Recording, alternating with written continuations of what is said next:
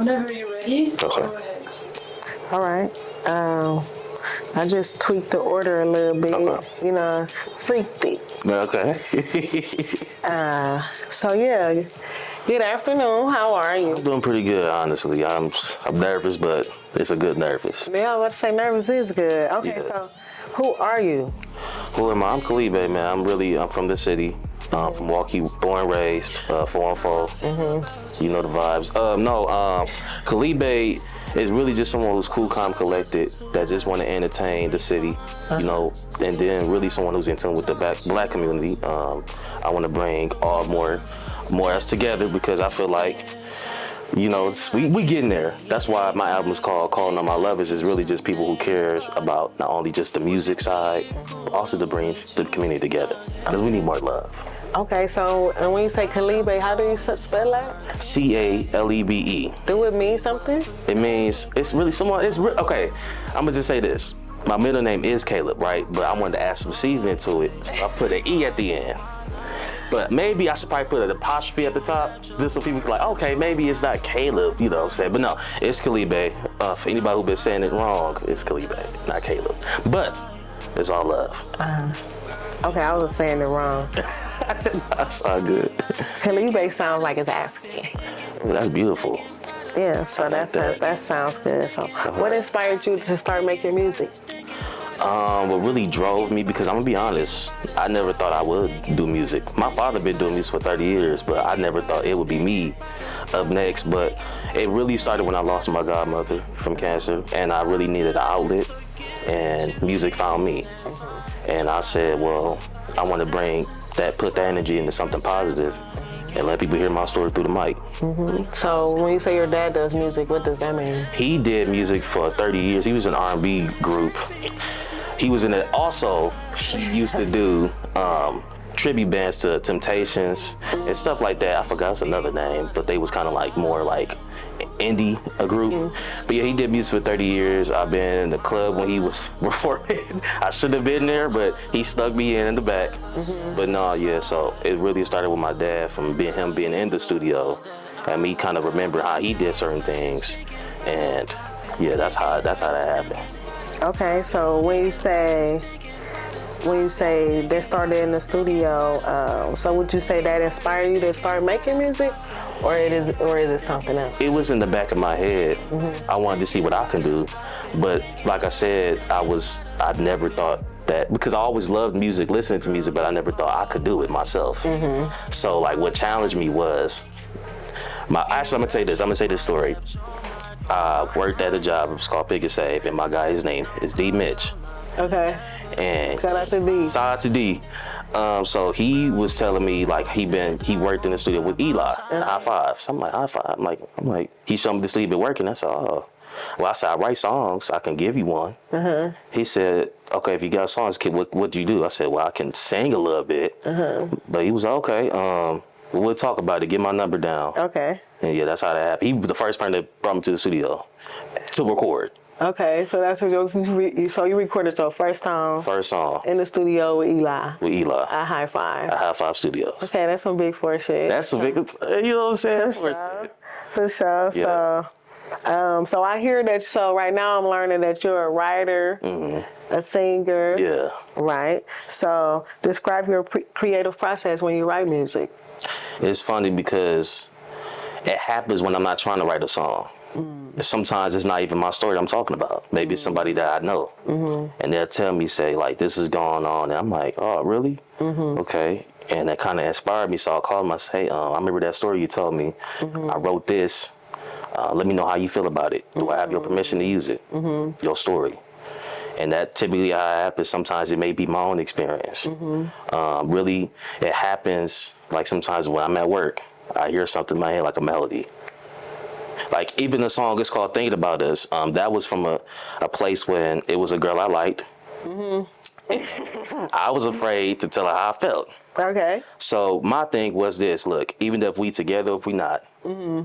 you always gonna be on my mind. I can't, you know what I'm saying? You're gonna be like marked on my mind. I can never forget you, because sometimes we all had that first love, and that's how that happened. That was my most vulnerable song I ever wrote. Uh-huh. So yeah, that's one of the songs that kind of happened when I'm like, man, I gotta get it off my chest. It's been bothering me. So that's thinking about this is on my album called "My Love Is." Check that out as well. Okay, so the subliminal shout outs is crazy. Okay, so tell me more about your project. Project called "My Love Is." Like I said, I think the title speak for itself. Really, just I want people just to have a good time. Listen to not only my music, but just music in general. And actually, Calling My Lovers was just going to be a show idea. We had talks about it. Okay. But we was like, well, not even, let it just be a movement in the city. Let it be like a festival. Something, a yearly thing. Calling My Love is like what inspired me of the name. With even Sylvie, my executive producer, we thought about, okay, since LA they got Lovers in France with Usher and Chris Brown, why not Milwaukee have its own R&B theme, Calling My Lovers, right? So people just come down and enjoy music. You know what I'm saying? Like something more positive. That's how the album name came about. All right, so me and others learning more about yourself. Is this your first album? Is it an album? It is an album. It's my first. It's my first album. But I had a project previously called Back in July. It was an EP. It was more of a longer EP. It had like 8 songs. Usually an EP had like 4 or 5. But I wanted them to know me as an artist. Like I say, even in this album, no features. I want them to know my voice. You're giving it to them, right? Like I want them, when they hear me on the track, they say, oh, that's Calebe. I got it now, because he always did. I want them to hear my sound and know me. That's why I specifically put these 2 projects that I put out, no features. No features. But features coming soon, though. Okay. Yeah. Is it, when you say features coming soon, it's going to be remixes to the joint, or just a whole new tape? Who knows, honestly, because it was people that was maybe been on the song. And I said, you know what? I'm good on it. But that's not to say, I think, honestly, I want to start off scratch, build something different. And definitely features coming soon, and definitely songs that's I'm a part of coming out very soon. So. Okay. Yeah, and then for Calling All Your Lovers, it situates itself around being an R&B joint. Are you an R&B artist? Is that your genre? R&B is my primary genre, but honestly, I want to involve myself in other music like reggae, Spanish reggae, honestly, because I grew up listening to also Spanish music, bachata, reggaeton, like stuff like that, and even like Jamaican music. Like I want to get in that vibe.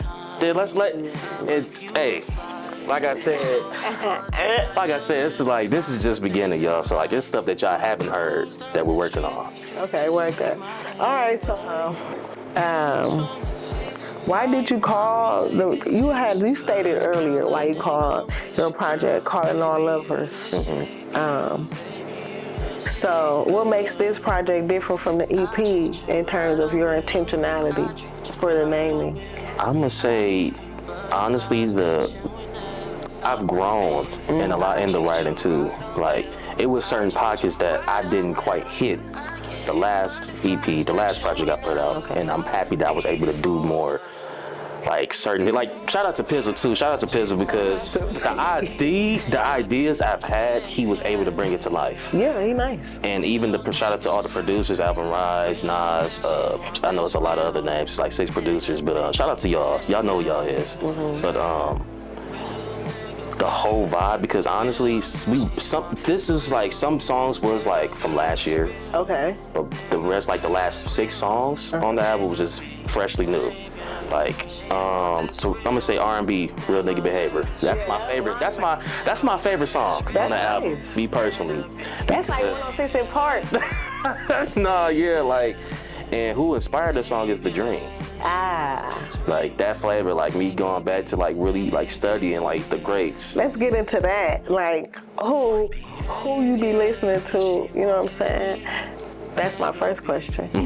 And then in terms of, like you stated before, The Dream inspired that R&B joint. So what other artists inspired the album? So I mean, I'm gonna say Chris Brown, Usher, Raphael Sadiq. Okay. Troop. SWV. Okay. Yeah, SWV. I'm gonna say Chris Brown inspired Thinking About Us. I was listening to Residuals. Okay. Right? And I'm thinking like I'm like, okay, if he was able to be vulnerable, like, why not me be more vulnerable in my music for my audience to really hear what I'm trying to say and really feel that and happily that be like a part of what they going through. Like, oh man, I've been through that before. Like thinking about a certain person, and it's either if we are together or if we not together, but we were always gonna be. You know what I'm saying? It's gonna always be there. That love. So like when Real Nigga Behavior, what came about. Like I said, the dream inspired that track. Like I was like, and also the idea of Real Nigga Behavior came from my executive producer Sylvia. So she had another idea how that was gonna be. So I'm like, okay, because that was gonna just be an interlude of the album. That wasn't gonna be a song. R&B was gonna be interlude. You made it the whole song. I made it to. So I'm like, what's Real Nigga Behavior? So like, you know, we always think, and I'm gonna just speak for the guys. Like, we always think the money, the fame, the status, all that really just gonna be the whole cake, and that's not. I said, well, see, me, I'm a nigga of substance. So it's not only the money, the jewelry, all that stuff that comes with fuck with me, right? So I'm like, y'all can have that all the cars and the fame. Y'all just buying her affection. I'ma just earned it just by being me. This Real Nigga Behavior. And that's where I came from. Real Nigga Behavior came from like, you had a few setbacks in the past. I know them others didn't last. Right. You know what I'm saying? Like, you know what I'm saying? So that's how that happened. So I'm like, she want this real nigga behavior. You know what I'm saying? Like, I know what she want. I know you think what she want, but you can't even. You gotta. It's all about. You got when it gets to when it's all about the mind. You gotta know mostly. You gotta mostly get her there. Right. You gotta know. It's in the mind. You know what I'm saying? Like get to know her, feel her energy. See, they don't know that. They just flash their money on Instagram. Yeah, she might. Oh, that's a lot. Oh, give me some. You just a rich trick to her. But hey. If you it ain't trick it if you got it though. But no, so Real Nigga Behavior really was like my favorite, my favorite on the track for real because it just speaks to who I really am as a person and what I think a Real Nigga Behavior really supposed to be. All right, and then speaking about the album, what's your favorite song on there? I'm gonna say So Good. You know what I'm saying? Because the album is so good. But the only thing, you know what I'm saying? No pun intended. No, So Good is really, it's the newest song. Okay. The newest song on the album, that song always gonna be on there. Rawest Bars. Rawest Bars, like literally like the week, like 2 weeks before that was gonna come out, we like, this song needs something that's like some Usher vibes, right? So Sylvia ran across this producer that's like we get beat packs, right? She played this beat. It was decent. It was decent, and she came up with the idea. Shawty do it so good, and I'm like, she made me wanna tap in, and then I make her wanna tap out. Looking all night, we going around. That's Shawty know she number one. She make me wanna cash out. Shawty got it good, I'm a cash cow. Yeah. If a nigga tried, I'ma hear it out. Damn. I don't want my baby girl to see me crash out. But no, yeah, so that's my favorite album because like, You nice. it's one of those.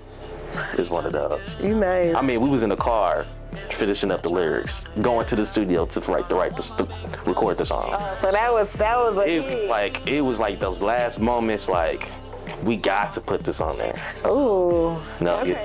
And then that type of adrenaline that had you like. I mean, I'm what's good? Like I'm like fuck that. I'm ready to do another tape. This is P. P was like, I hope it's good because he said because we got to finish up the last tape and then we got to do final edits. I said, P, trust me, you gonna fuck with this one.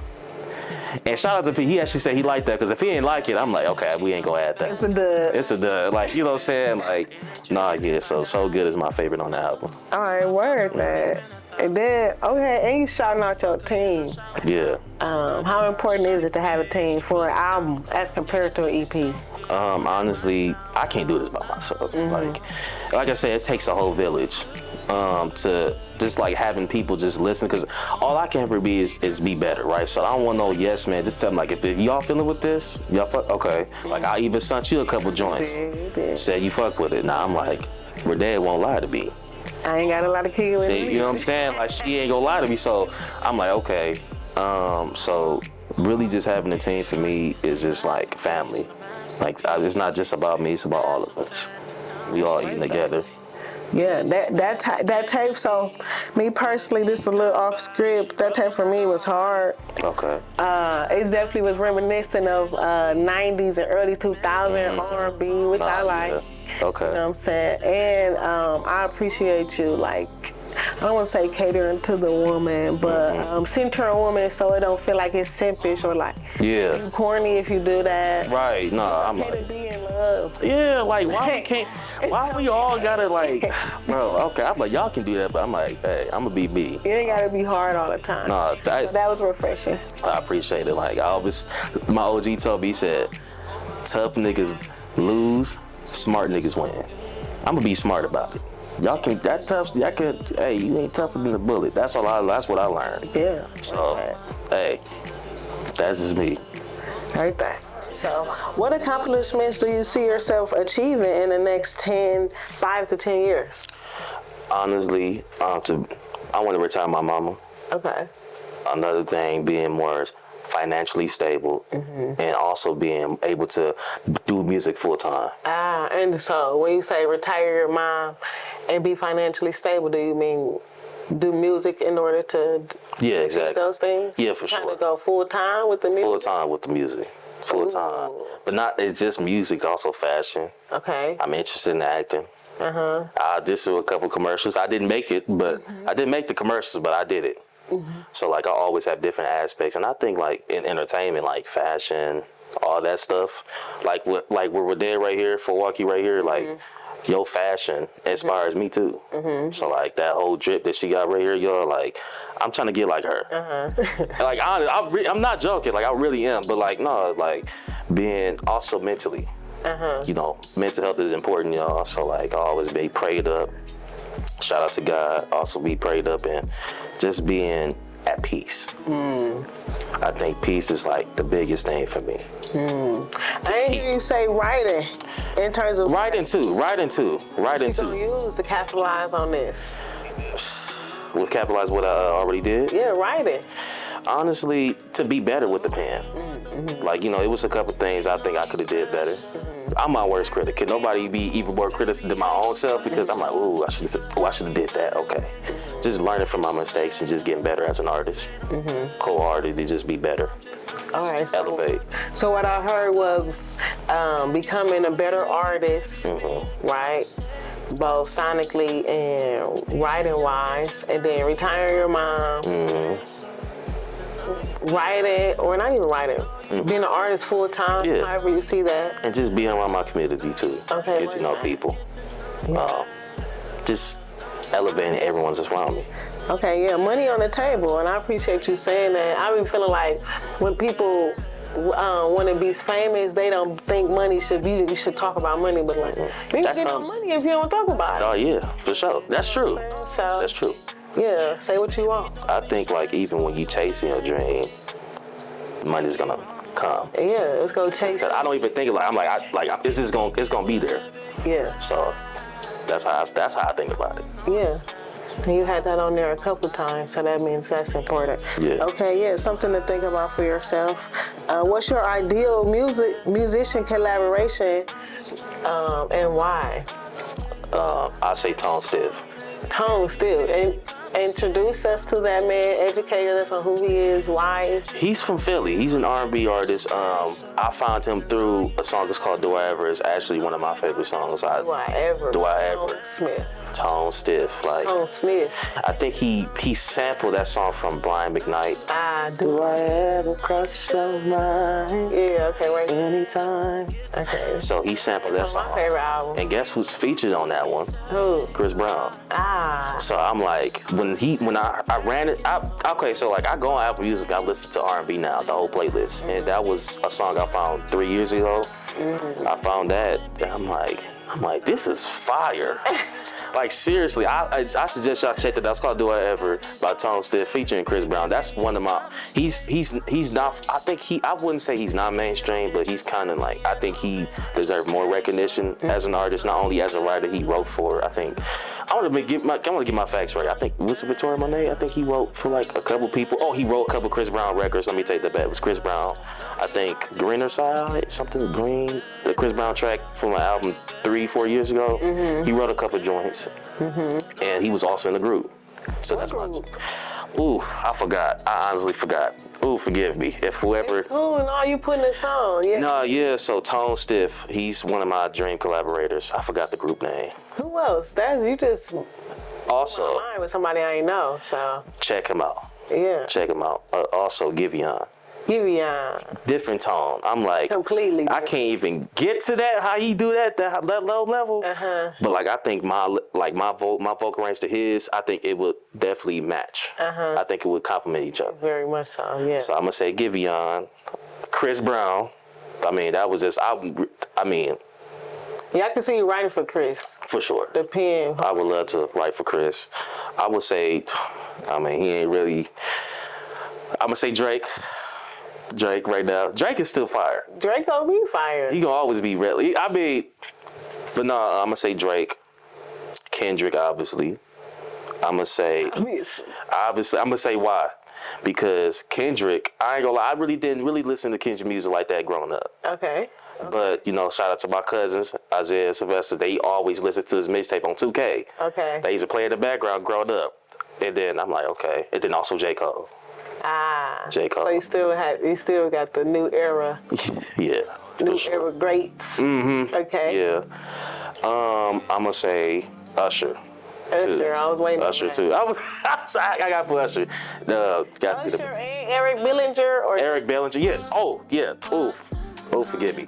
Eric Bellinger too, because he wrote one of my actual favorite songs ever. It's called On Chill. Yeah. By Wale, Fitch, and Jeremiah. Right. That's my favorite song. Everybody who knows me knows I play that song. Forgive me if I always play it every time. They like, man, you ain't got. I'm like, that song just resonates. Yeah. On Chill. Like, I'm always a chill person, so I think it just makes sense.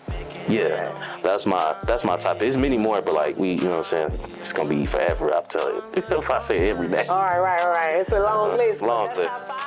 That's top 5. All right, that sounds like a plan. I think it's all achievable. Hell yeah. Yeah. All right, saying that I said I was a fan, where can we find your music? Social media. We need all the handles because me personally, I like SoundCloud and Apple Music because I got Apple. But then also Spotify and they do different things. Yeah. Do all your handles. It's literally Calebe, Calebe. Calebe on everything. On everything. On IGs, I'm Calebe. On Facebook, it's Calebe, ITZ. Calebe. It's Calebe. That was my old name. I had to take the it's and just put Calebe. So I had to take that out. So yeah, I'm Calebe. It's Calebe on social media. All the handles on every social media platform. Calebe, Calebe. Okay. Find me everywhere. All right, and then remind us one more time of your album. Calling All My Lovers. How long is it? How long? How many times? It's 11 tracks. It's about 35 minutes. Okay. I think it'd be the most smooth 35 minutes of your life. Okay, what is that? Because it's also, I'm speaking to you as the listener. It's a personal album. Personal album. All right, and speaking to that, would you ever name an album a self-titled album in terms of your artist name? I think it depends on what era I'm in. You know, I think I'm also still growing as an artist, so I want to get to know myself a little more. Okay. To put that out. I feel you on that. I was about to ask you that because sometimes people's first album, especially in R&B, is their self-titled album, and then when they letting you know they that nigga, they done did what they needed to. Now they doing. We learning stuff every day. I'm learning about myself every day. Okay, yeah. All right, I can see that situating yourself, like recognizing when you identify the title of an album, that's important. You know, distinguishing an EP from an album is important. So titling something self-titled means like, if nothing else, y'all go think this is me out in public. Yeah, like. You know what I'm saying? Yeah, that's important. Me in 5 years. Waiting on it make sense. Ooh. Yeah. And that's another song that just came out too with Jeremiah, Chris Brown, and Bryson. Put me on. It's called Make Me Wait on It. The song fire, but I'm going to say this.